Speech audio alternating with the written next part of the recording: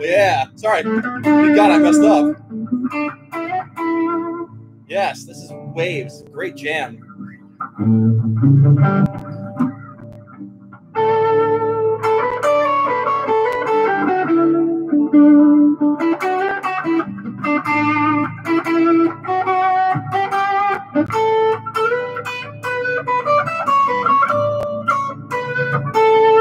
What's up, guys? Sorry, I'll stop playing. This is good jam tune. All right. Okay, we have a lot to do. We have a lot to do. First of all, thank you for all being here. No, Jeff, Waves is not dark and scary. Waves is beautiful. Waves is a very, very beautiful song. All right, Never Lost Live workshop is totally registration's done. Thank you for everyone who's attending. I have 32 people coming, which is incredible. So thank you there. Number two, let's do some Q&A on some Zeppelin. Now, if you guys, if you're watching this in the review, which will not be live, but if you're watching this in review, just click on the live chat so you can watch all the people chatting. So my conversation seems relevant at that point. All right, so really quickly, so Pasco, Florida, nice, Jim. Yeah, it is Dark Starry. It is. It is. Oh my God, I'm getting so many emails. So inundated with everything. Hey, John. John Wigger's here, and I was totally John. I was debating of jamming on that, and I was like, no, too soon. All right, so all right, let's get down to it. Let's guitar girl, Kaylin, you're here, right? I see you. Just chime in and do me a favor, okay? Just say hello. The low five is the best, John. I know. Shh, don't give away all the secrets, John. I'm kidding. Nice. Well, whoa, Kevin. All right, hold on, Kevin, relax. You don't have to do that stuff. I'm going to talk about donations in a second, and that's very kind, Kevin. I got to write your name down now. Kevin, hold on. I got a list of all the people who have donated. I'm going to thank you all in a couple seconds. That's very, very nice of you, Kevin. That's much appreciated, because just to let you guys know, like, you know, Stitch Method on the road is really going to happen. Like, it's really going to happen. Okay, Kaylin, I need you to do me a favor. And it's okay if you disappear for a second. Yeah, you're sitting in traffic, and so it's your entertainment package. Thank you, Kevin. That's very nice of you. What we're going to do here is, Kaylin, I need you to go to my, you want to write riffs like Castles Made of Sand video. And I believe that's the video that I promised everyone a contest, and they would win a pack of Prodigy, my favorite picks right here. Let's see. My favorite picks, my two, let's do it like that. Let's do it so it actually looks right. My 2mm Prodigy, it's so bright. Prodigy picks right there. And so I was wondering if you can go through on that video and tell me whose entry has the biggest vote. You did that for me last time, and I remember that, and that was very nice of you. So we're going to announce the contest winner for the Hendrix riff writing contest, and whoever wins it, I'll get their name, and I'll send you, and I'll autograph it. Not that it means anything, but you know at least it came from me. Okay, so that makes sense. Okay, so go get on that if you can, and we'll find the winner, and I'll wait for your reply, Caitlin. Thank you. It'd be awesome if you can do that, because everything's so busy. All right, let's get down to the video that I just launched. cool video, right? I mean, like, I gotta explain. We did the Zeppelin video, or I did the Zeppelin video because I wanted to show people. I had Jason, who's a student of mine, and we were talking about this, and it's such a cool concept. The thing that struck the most with him, Jason's the guy who I linked in the description below for the Movember campaign, but it's such a cool idea, but it's frustrating when you want to write a blues type progression, like a blues infused progression, excuse me, but you don't know how to. And so we start on the 5. Now, I'm sure many of you saw that video. If you haven't seen it, I'll discuss it very quickly. You just talk about, like, you take a 1-4-5 and you start on the 5 of it, and you start there, like,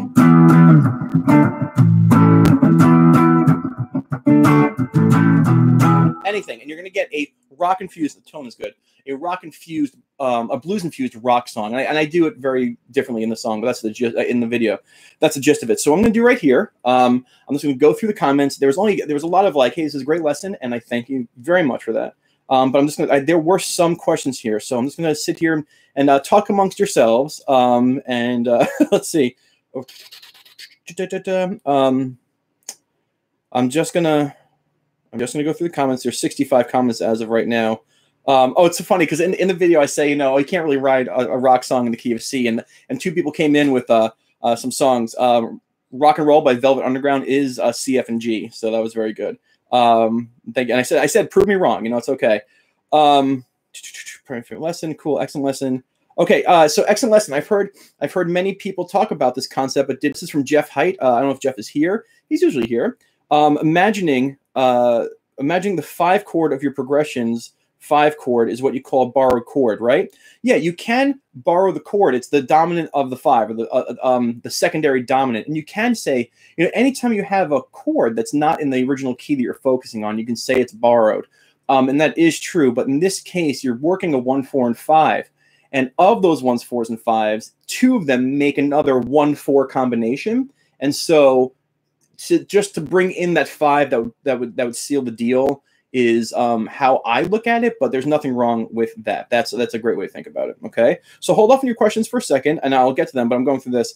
I'm going through the comments that people put in. Curious why you say 1, 4, 5, and C is not good for writing riffs. It was just a really kind of like a joke, but one of your favorite classic rock songs. That's right. Fortunate Son is in C. Well, it changes. It goes from G, F, and C, where it starts on the 5, then it changes to a 1, 4, 5, and G. Kevin, I see you here. Thank you. Another great example of this is Sympathy for the Devil, and it does. Oh, Kaylin, I just got your email. All right. Well, we got a tie. Hold on, we'll talk about that. Oh my God, Kaylin, thank you. Making sure I firmly understand. Okay, making sure I firmly understand my music theory. You could also use a B Mixolydian scale, right? So let's talk about this. The progression that I had was B to B, B. Let's just do that. I actually don't know if that was the exact lesson, but like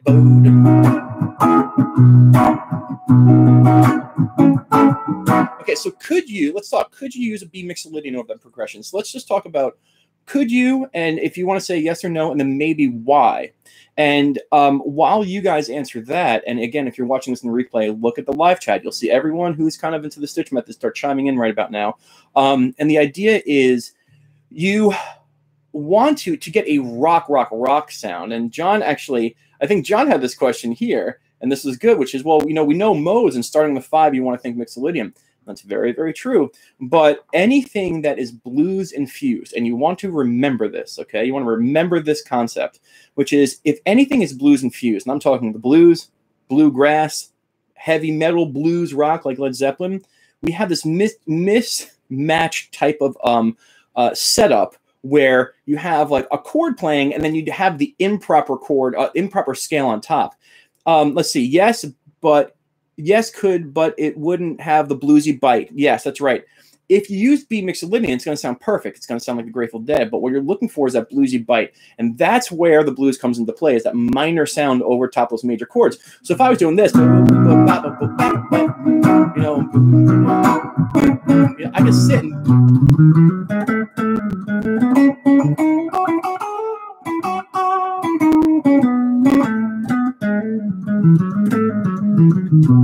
and play a B Mixolydian, but it's going to sound a little bit more like a Grateful Dead. All right. And there's Kevin coming in with the minor third over the major third. That's right. The sound, that minor pentatonic, is going to give you that rock sound.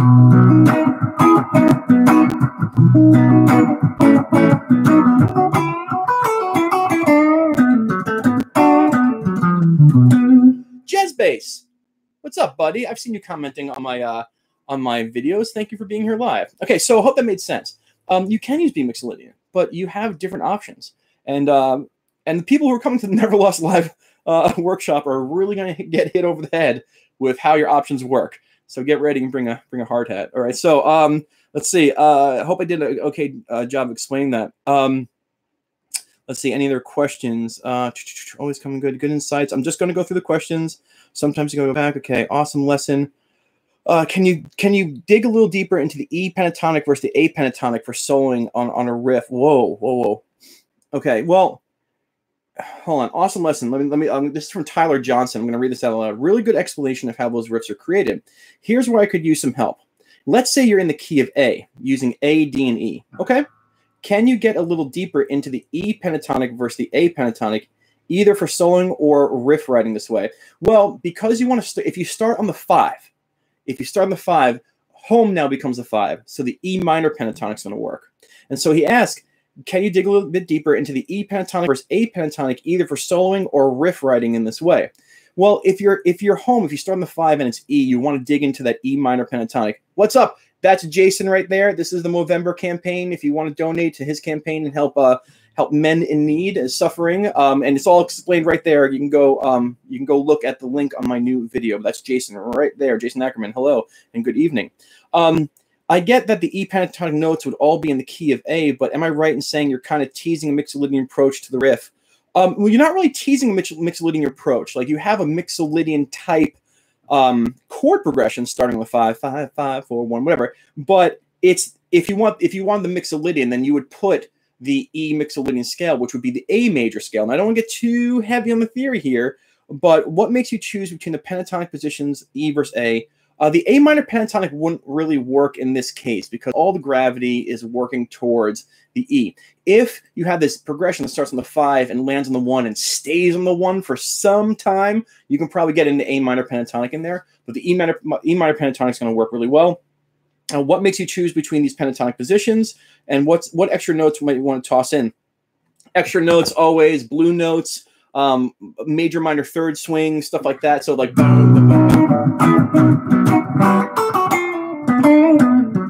a blue note.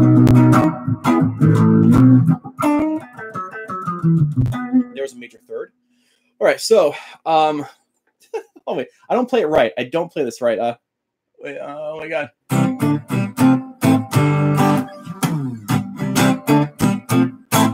I just know for the chord progression. Oh, baby.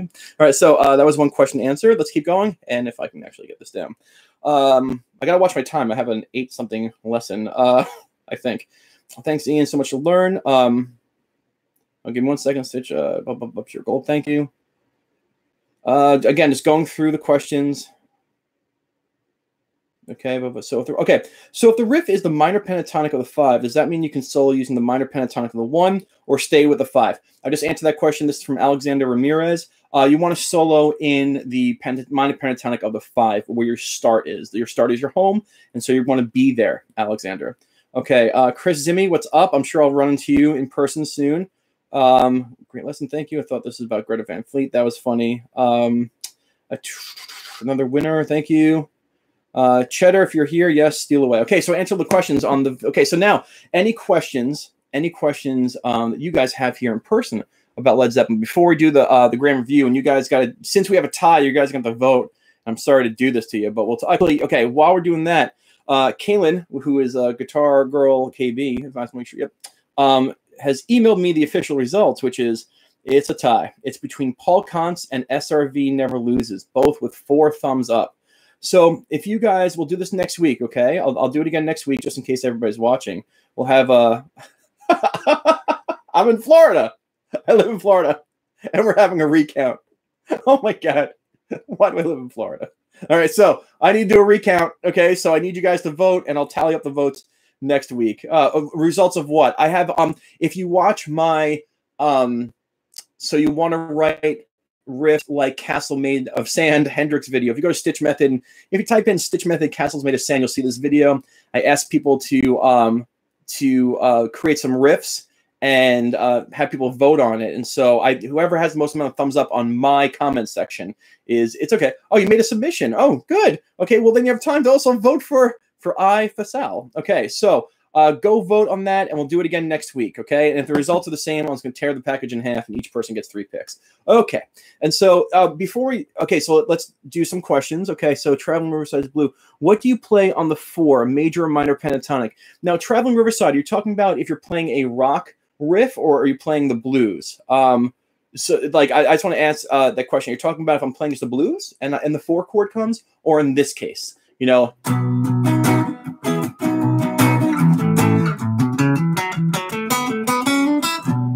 You can play a major on the 4 there. 4s are always happy.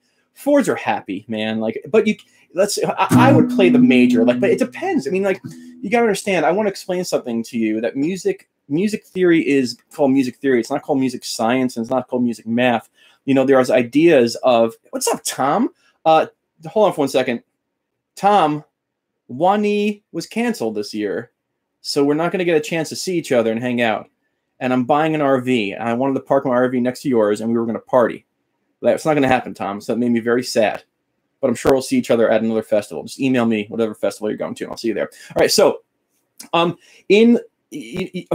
it's music theory, and the ideas of how things work are like, okay, well, we're going to lead you to this direction, but if it doesn't sound right, then it just doesn't sound right. And you have to say, well, why didn't it sound right? And you can really dig deeper into theory.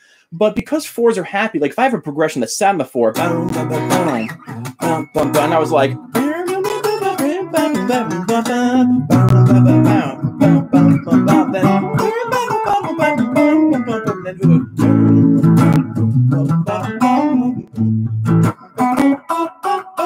you know, and then I'd probably hit the A major pentatonic on that.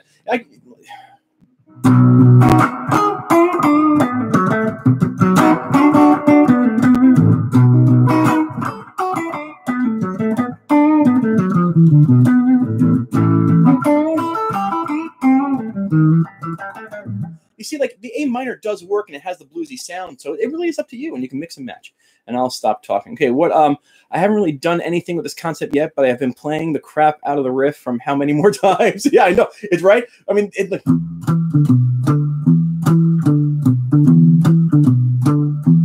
right?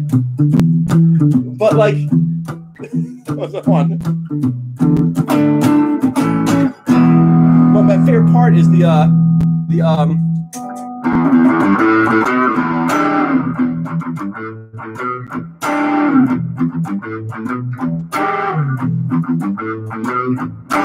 that's the best. I can listen to that part all day long.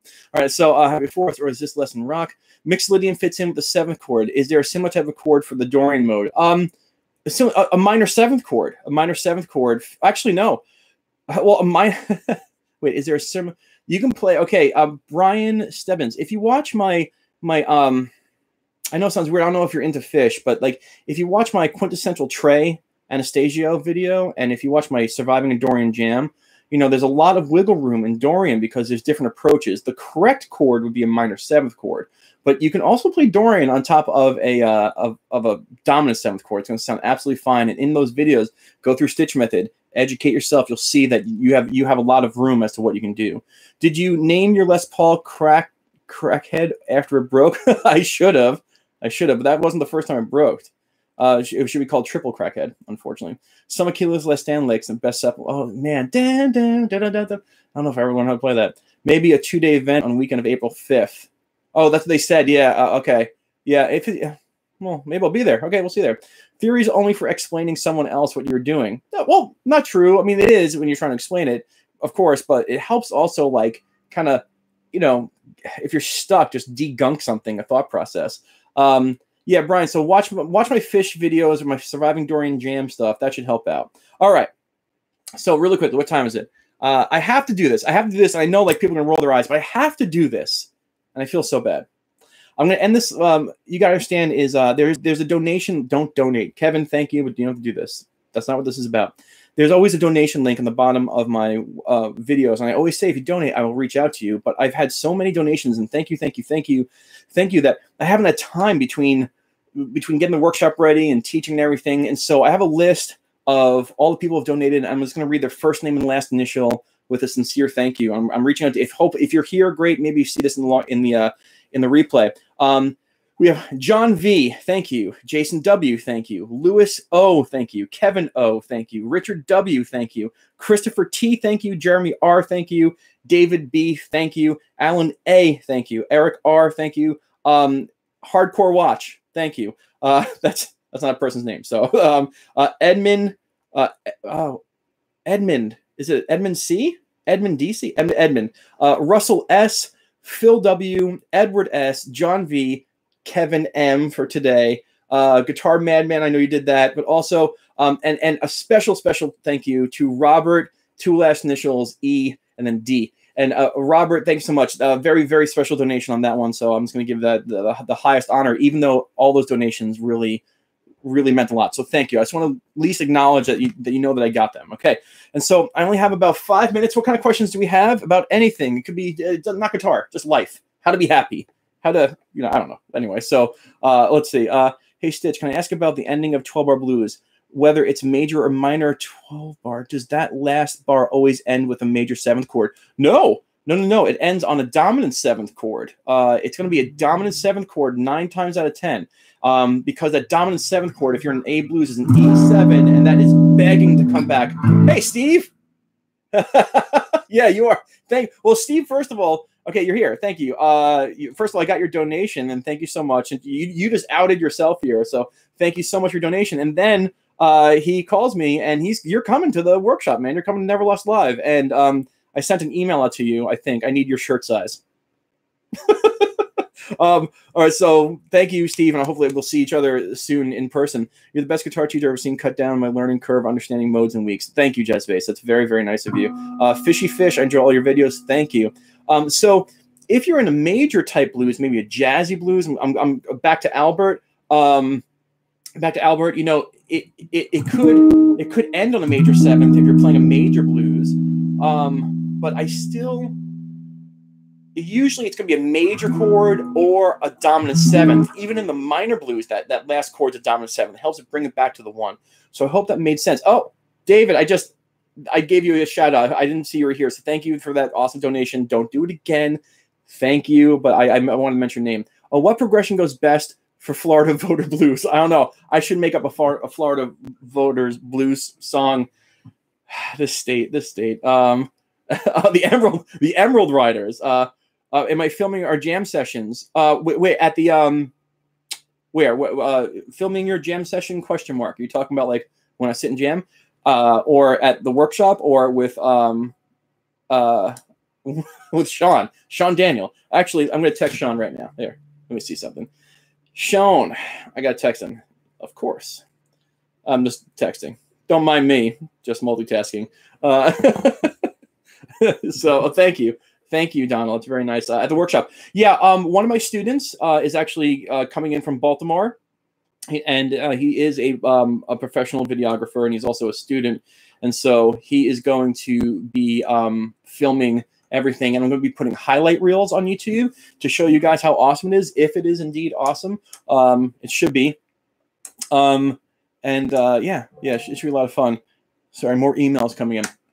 I've been working on the binders for the workshop, and so far they're not done, but they have about 50. No, we're not live streaming. I wish we could say, because maybe I can do a live stream. My next event, maybe I can have like a live stream ticket type deal. But this is a fully together event for people to come and meet, talk to, shake hands, meet, show them what's going on. They're going to get a huge binder of stuff to go home and practice and like have their head fall off. But it's gonna be a lot, but it's gonna be great, and it's gonna be awesome. Anything else before I got to go in a couple seconds to teach a lesson? I can't thank you all enough for being here. I think I really like the idea of the stealing and simplifying. I just got to pick not better things, but simple things to do. The In the Mind of series I might bring back, but Stitch Method evolves. I think that if I'm not mistaken, the way I think my videos is that someone who has a general knowledge of how things work can like kind of step into a Stitch Method video and kind of get it and be like, okay, that was cool. But then they can go back and rewatch the catalog and they'll see like this evolution of how I started of like trying to get into the person's mind, but it was a lot. And then trying to like do theory. But I feel like the stealing and simplifying gives you everything in one little package where I'm like, here, boom. It's like, oh, cool. And you can run with it. And so I'm going to keep on doing that. Can't thank all of you enough for being here. And I will see you guys. And just one last thing, like I was, we were this close to getting my RV, and I'm very, very excited to do like Stitch Method on the road and probably meet you guys somewhere and shake your hands and have fun. Guys, go have a great night. Keep on writing your blues riffs. If you write a blues riff and you're happy about it, email it to me at stitchmethod@gmail.com. Email me a video. I'm not going to steal it. It's just like if you're proud of something, you know, and want to show it off to someone who knows like how cool it is to write a riff. Hey, Mike. What's up, Mike? Just email me and I'll shoot you back an email. Ooh, Robin Trower. All right, okay. And have Stitch Fan follow you across the country. Yeah, like Forrest Gump. Like I get in the car, I get my my truck, and there's a line of people that's caravanning with me. Brazilian blues. No, I'll check out Brazilian blues. Would you consider after Nevertheless workshop? Would you do a meet and greet? What do you mean, like after it's over, just like hang out doing a meet and greet? I don't know. I don't know if I can do it on that Saturday, but after a Nevertheless workshop, I'm sure we can do meet and greets and stuff. I just got to plan where it's going to happen. I'm always going to try and plan where I can sleep with the windows open, whatever the temperature is. So, guys, go. Have a great day. Thank you all for being here again. You guys rock. And I'll get another video out, whatever's on my mind. And go. And remember, go watch the Castles Made of Sand video so we can vote on who gets the bag of picks. I've had this bag of picks just sitting here, so let's get rid of them, right? All right, take care, guys. Have a good one. Thank you all for being here. Bye-bye.